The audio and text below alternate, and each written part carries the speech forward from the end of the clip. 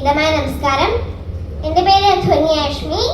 ഞാൻ SPTPM GUPS ക്രവൻകോണം സ്കൂളിലെ 5ാം ക്ലാസ്സിലാണ് പഠിക്കുന്നത്. ഈ ഇടയ്ക്കായിട്ട് ഒരു വീഡിയോ വൈറലായിട്ട് പോയിട്ടുണ്ടായിരുന്നു. ജില്ലാ കലോത്സവത്തിന് മുമ്പ്, റിസൾട്ട് വരുന്നതിന് മുമ്പ് ഒരു ചേച്ചി ഭയങ്കരമായിട്ട് ടെൻഷൻ അടിച്ച് നിൽക്കുന്ന ഒരു വീഡിയോ.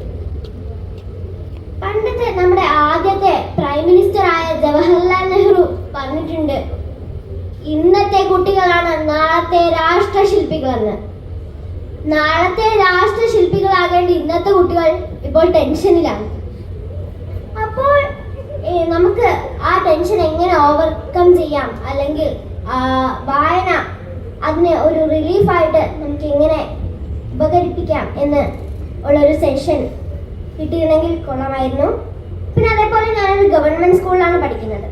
നമ്മുടെ ടെക്സ്റ്റ് ബുക്കുകളെല്ലാം ഭിന്നശേഷി സൗഹൃദ ടെക്സ്റ്റ് ബുക്കുകളാണ്.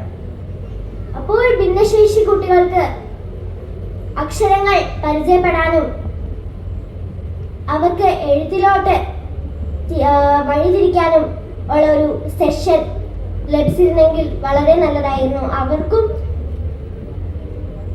അക്ഷരങ്ങളെ പറ്റി അറിയാൻ പറ്റുമായിരുന്നു. അപ്പോൾ ഇതാണ് എൻ്റെ അഭിപ്രായം. നന്ദി, നമസ്കാരം.